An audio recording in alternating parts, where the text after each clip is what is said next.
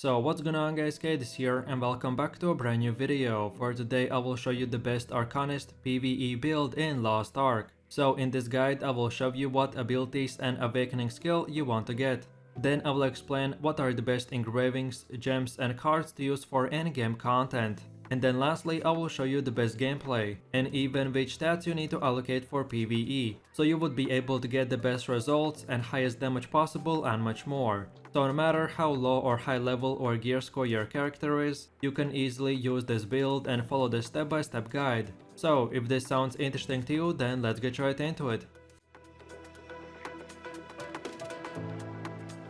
So Arcanist is a mage class that uses dark magic cards. She has RNG mechanics added to her identity skill, which I will explain later in the video. This is definitely not an easy class to pick up and play, but if you know how to use it to your best advantage, then you will be able to do crazy amount of damage. So then at the endgame we will be using the Order of the Emperor engraving, which will increase our skill deck meter by 50% gain, and then plus 30% increased damage. And then on top of all this, we will get one extra Emperor card deck, which we will be able to use to deal super high damage and much more. So if you're looking for the best leveling, raiding, chaos dungeon or any other PvE content build, then this is the one for you.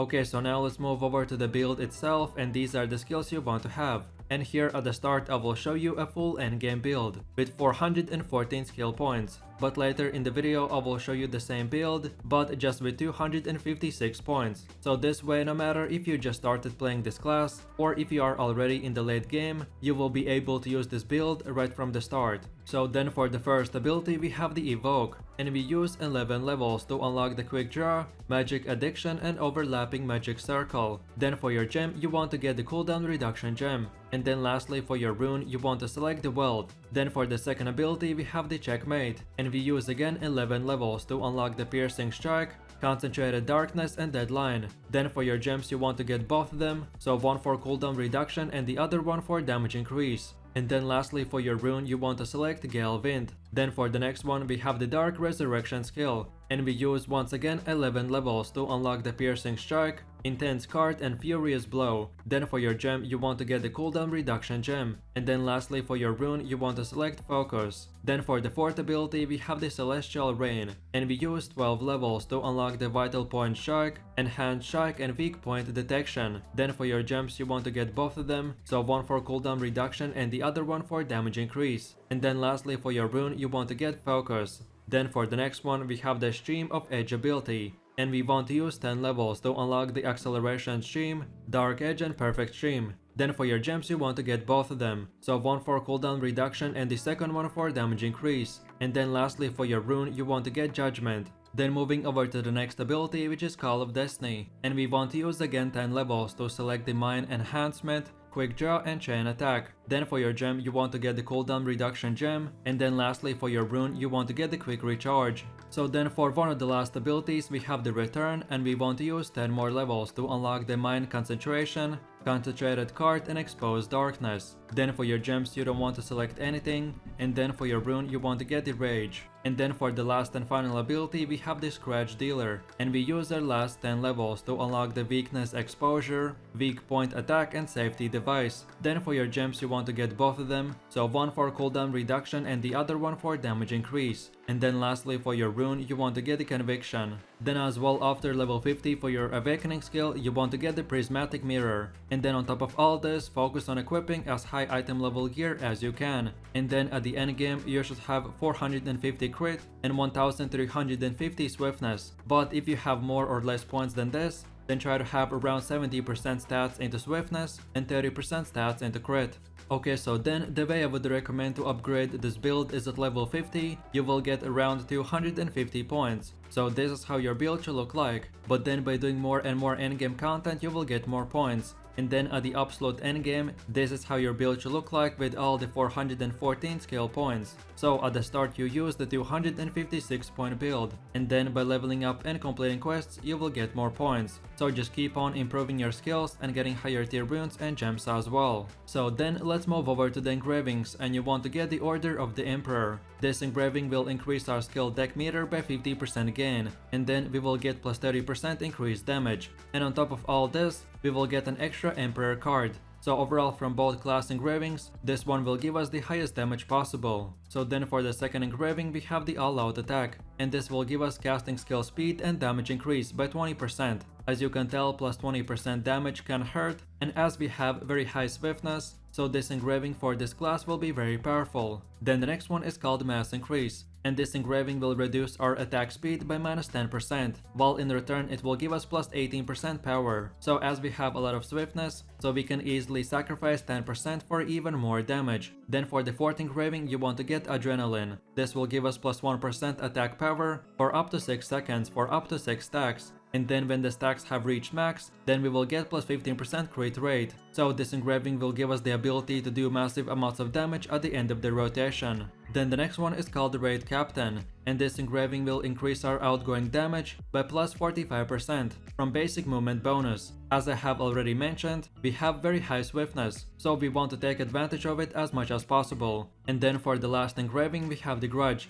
and this is more advanced engraving that is recommended for tier 3 content. This Grudge is the most efficient engraving against mobs, and you will get your damage increased, but in return you will take 20% more damage. So when you get to the very endgame content, which is called tier 3, then get this engraving, and before using it, get it to at least level 2, because at level 1 this engraving is not that efficient. So then in my quick summary, I would recommend to get the top 3 engravings first and then the bottom 3. And then last but not the least, let's move over to your cards. And you want to get a Shandy, Azena and Anana, Nineveh, Baldur, Tarvain and Vey. In general, these cards are endgame system for maximizing your character, so you don't have to get them right away. But these specific cards will optimize your damage output in PVE even more. I did bunch of testing for this build and this was the best and most optimized card set. Okay, so then moving over to the gameplay, and if you have played this class while leveling, then you will be very familiar with the skills, so I will just try to give you a short description. So then for the first ability we have the Evoke, and the skill will cast a magic circle that lasts for 10 seconds, and when we use it again, it will do damage, but while the circle is active the enemy will be slowed for 40%,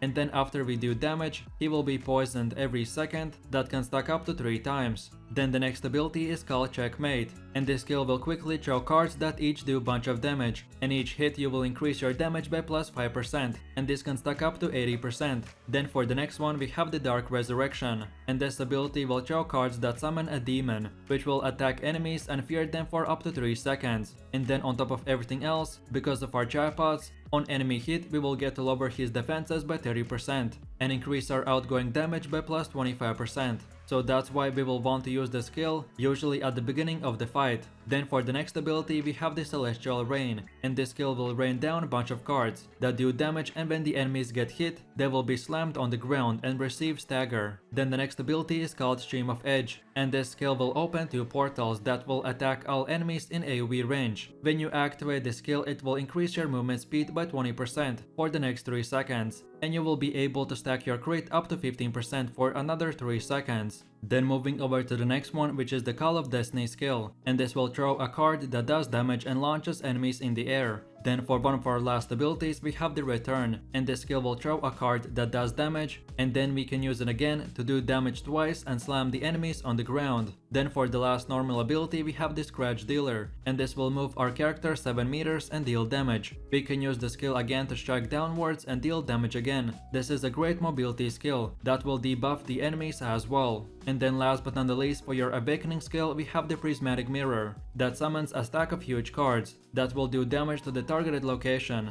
Then afterwards you get to use a smaller card that will do big damage over time, and then lastly the big cards will come together and then explode, dealing huge damage and giving you 2 more identity cards. Okay, so then let's take a closer look at your best skill rotation, and I will explain why we use the skills that we do and in which specific order. So Arcanist uses cards as her normal attacks, and when she does damage and fills her identity meter, she will be able to draw cards from her deck, and depending on what type of card she uses, she gets unique buffs for a short amount of time. Arcanist has 3 types of skills. Yellow skills will fill your identity meter a lot quicker, so you get to use your cards a lot more often. Then blue skills will stack on mobs, which can stack up to 4 times, and you will usually want to use them, so then afterwards you can use the red skills and do big damage. And then lastly we of course have the red skills. These are your main damage dealers. So the red skills will remove the stacks that you got from the blue skills, and depending on your stacks they will do huge amount of damage. So then the highest damage rotation is to first of all use the Prismatic Mirror, then Scratch Dealer, then Evoke,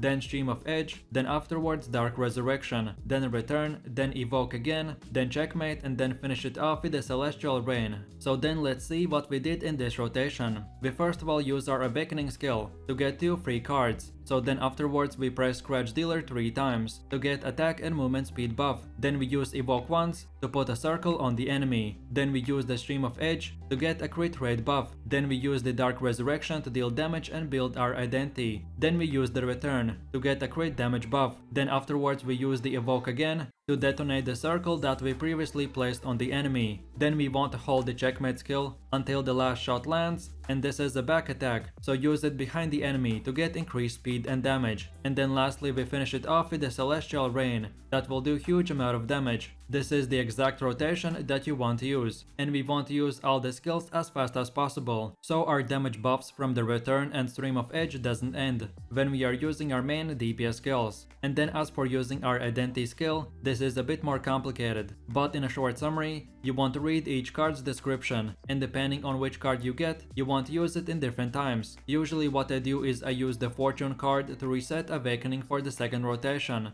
Then for the Skull, Twisted Fate and Emperor card, you want to use them right after you activate the Return ability. And then lastly for the other cards, I recommend to use them whenever you draw the card, because this build uses a lot of yellow skills. So you will be able to draw 3 to 4 cards each rotation. So for you to not block the previous cards, then you want to use them as soon as you get them, and that's about it. So with that said, I really do appreciate everyone for watching guys, and I hope you enjoyed it. If you have any suggestions, feedback or other good Lost Ark PVE classes or builds that you would like to see in the next video, then feel free to leave your comments in the comment section down below. And while you're doing that, please click like, subscribe and enable that notification bell, so this way you could support the channel and you won't miss any more amazing content from me. With all this said, you have an amazing day and I will see you in my next video, so take it easy, peace.